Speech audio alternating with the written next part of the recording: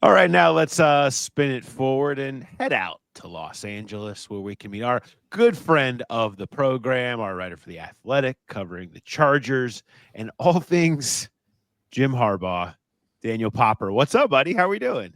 Doing great. Thanks for having me on, guys.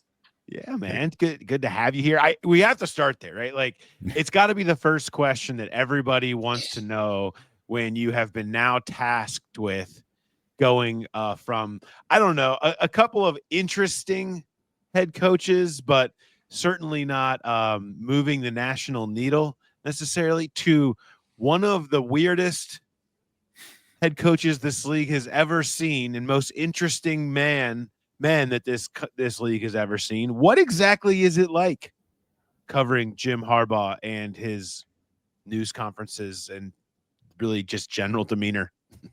Yeah. So the demeanor is difficult because what I've realized is he's quite moody. So there's times where he'll come in, like he came into a Monday presser after the game in Cleveland, and he wanted to talk about, Justin Herbert wasn't getting any calls, and he was sort of in a mood where he felt like he really wanted to expand, and he was talking. It was a 27-minute press conference, and we probably asked like 6 questions.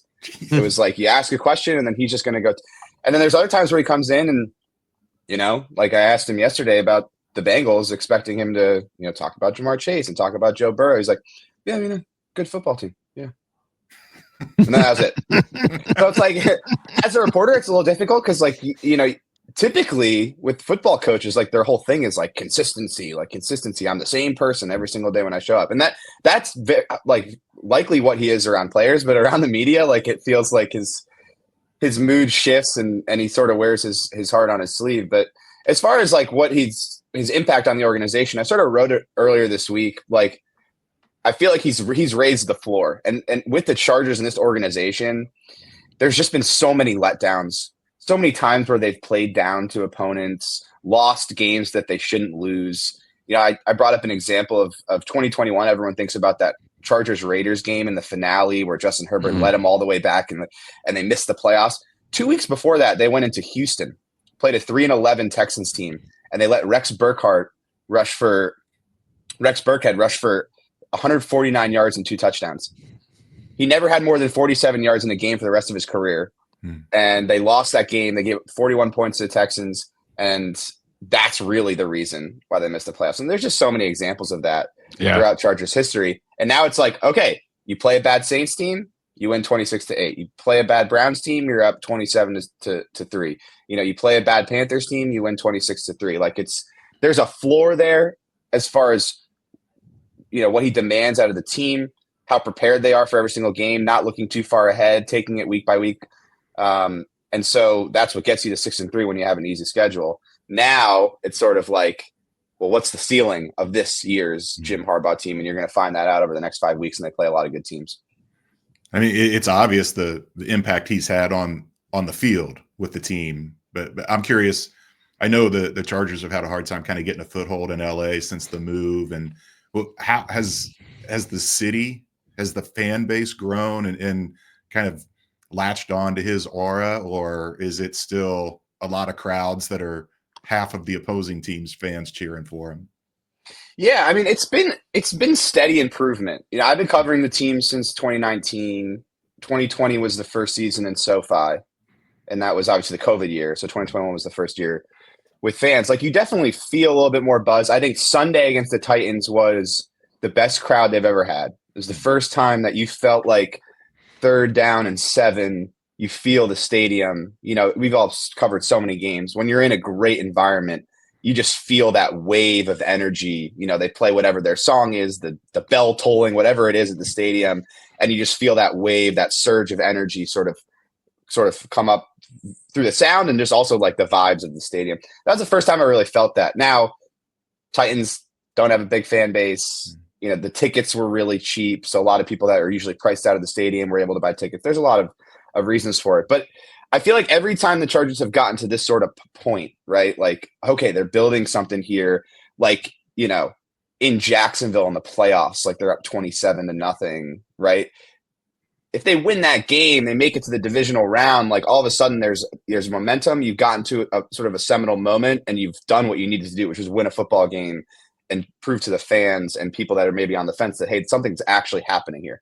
They've reached that point right now where you're 6-3, you're in the playoffs, but now you've got the Bengals, obviously one of the best offenses in football. You know, you've got the Ravens on Monday night. You've got the Chiefs, you've got the Bucks, you've got the Falcons. Like, these are legitimate football teams. And so, like, and 3 of the next 4 games are in prime time. So, like, this is the moment. Like, you got to go out and you got to win games. You have to be exciting. And if that happens, you've taken a step because you've reached this point and you've actually won the game to get yourself in a position to really, you know, bring those fans on. So I think right now is actually like a big moment for the organization as far as, you know, obviously building the fan base here in LA. Well, I mean, the original big moment was the drafting of Justin Herbert and finding out that he's a guy.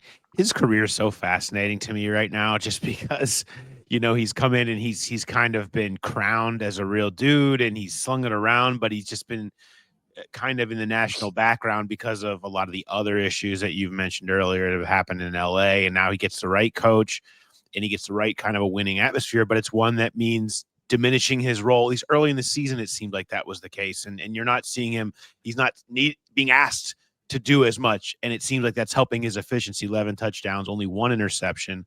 How have you seen him grow? And what is kind of his role as the season has evolved? Has it changed? Yeah. So I think, like, this is the first time he's ever had a real defense. So it makes it really interesting. Because, you know, what they're really trying to do is keep their defense fresh. You know, they're trying to control the ball, you know, and it's a Greg Roman offense. So, like, there is like a physicality run game component to it all. Now, I felt like it got a little bit off the tracks early in the season, and it wasn't really indicative of how they actually wanted to play, because in training camp, he had a plantar fascia injury, missed like 3 weeks of training camp, and that obviously derailed installing the offense, his chemistry with a lot of these new pass catchers. He had 2 new running backs, 2 new tight ends, a new receiver in DJ Chark, all these different new pieces and a new offense. And then week 2, he suffered a high ankle sprain against the Panthers. And so for the next 2 games, he was playing at like probably 20% in Pittsburgh. He got knocked out of that game, maybe 40% against the Chiefs. So they were running the ball a lot. They couldn't really roll him out. You know, he wasn't really able to avoid pressure, make plays off script, all the stuff that really makes Justin Herbert. Since the bye, it's been completely different. I think he's been playing at an MVP level since the bye. Now, I know a lot of people are looking at the box score. I could cut you up a 1.5 minute long video of, you know, 8 to 12 plays of him throwing absolute dimes that were dropped to various receivers. I mean, I think his 5 best throws of the season, I think, have all been dropped. Like, he's like some of the like he's playing at an elite level, throwing the ball. This is the most willing I've ever seen him to run consistently. So he's taking off and he's not going out of bounds. Like, he's making people miss. Like, if you go watch the Saints game, the offense was struggling in the first quarter. He had a 38-yard scramble and then ran through Tyrann Mathieu at the end of the run. The Chargers wanted a helmet-to-helmet hit, but you saw the sideline erupt. So it's a different version of Justin Herbert because he has a good defense. He has consistent special teams. They can run the ball better than they've ever been able to, you know, when he's been the quarterback. So he doesn't have to do it all. But in the same way that he's always been the heartbeat of the team, when they need a play, like, he's going to show up and do something that a lot of people, you know, haven't seen before. So, and I think just getting a sense of, you know, talking to him weekly at these press conferences, you can feel like he's a bit, he's obviously, you know, very excited and happy to have that support around him on the field, and then also have a guy in Jim Harbaugh who he trusts is a proven winner and is going to put him in position to win a lot of football games, which is something that he hasn't really done in his career consistently with the Chargers. I want to go back to how you started that answer where you said this is the first time he's had a real defense. And yes, number 1 defense in the league, have not given up more than 20 points in a game this year. Actually goes back to last year. the last 2 games. So I want to quiz you, Daniel. 11 straight games without giving up more than 20 points. That's the longest active streak in the league. What do you think the second longest active streak in the league is for that number, not giving up more than 20? My initial guess would have been the Steelers, but they just gave up 27 to the Commanders. So that I just mean the number of games, the length of the streak. No, not who it is, the number of games. Yeah. I don't know, 3? 2. Okay. It's pretty remarkable. Wow. If they can do it to the Bengals, they will have the longest streak in the NFL at 12 since the 1994-95 Browns. You just don't see this. I mean, what has been the key over there? I mean, Jesse Mender, that's a heck of a job for a guy coming in as a first-year coordinator. But what do you see? What is the key to this defense being so good? Yeah, so it starts with the coaching. I mean, he is legit. Like Jim said this week multiple times, both to us and on the Pat McAfee show, that he thinks Jesse Minter is going to be a head coach next year. I think that makes all the sense in the world. I got a sense in the summer that this guy had it. Just, you talk to players and just going through the Brandon Staley experience and how frustrated guys got trying to play that defense with how complex it was. You just felt a different energy. The way they talked about the scheme and the way they talked about the way it was taught, you felt like there was something there that was different. And then you see it on the field.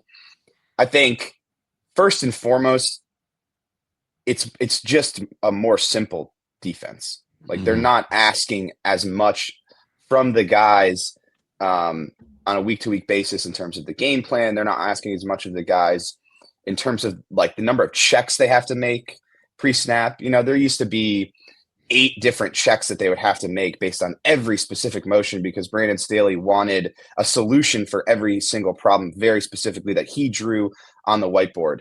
Now the checks are like, okay, if it's man, we're doing this. If it's this formation, we're playing man. If it's this formation, we're playing zone. And it's 1 and 2. It's binary, right? That's what the checks are like.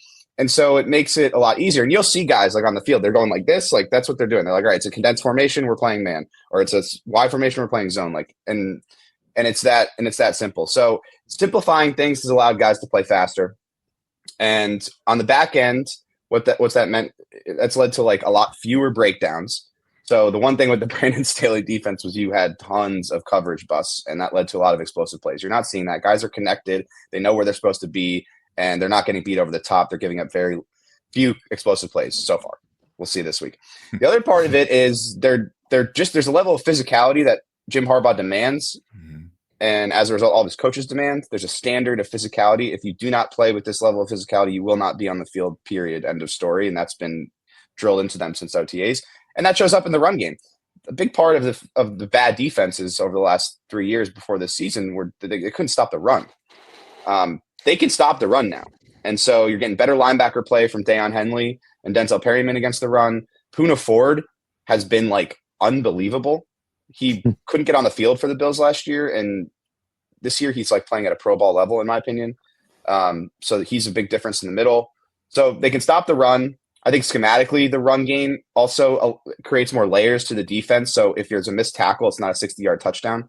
The way they scheme it up, allows guys to play more aggressively, actually, because they know they have help, and then fewer mistakes in the back end because it's more simple. Guys understand it better. They know where to be, and that's prevented a lot of these explosive plays. I think you combine that together, and there's a floor of the defense. Now, they played a lot of bad offenses, and that's just the reality. They've handled business against bad offenses.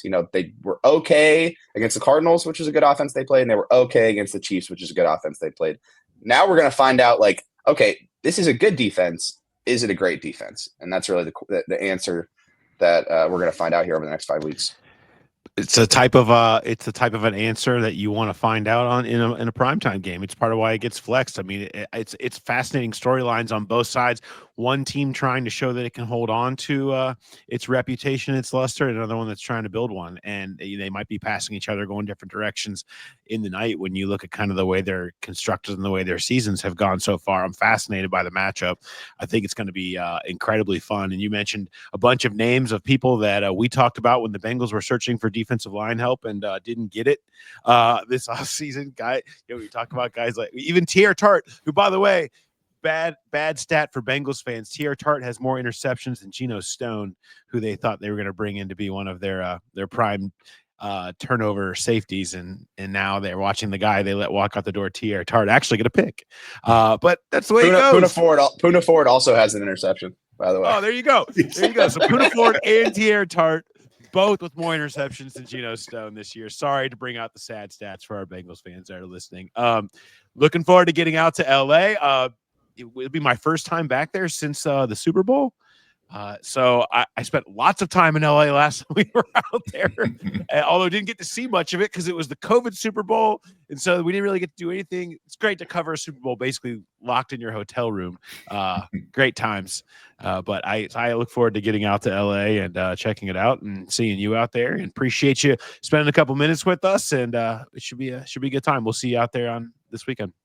Sounds good. Thanks for having me on, guys. Thanks, Daniel. Thanks, Daniel. Have a good one.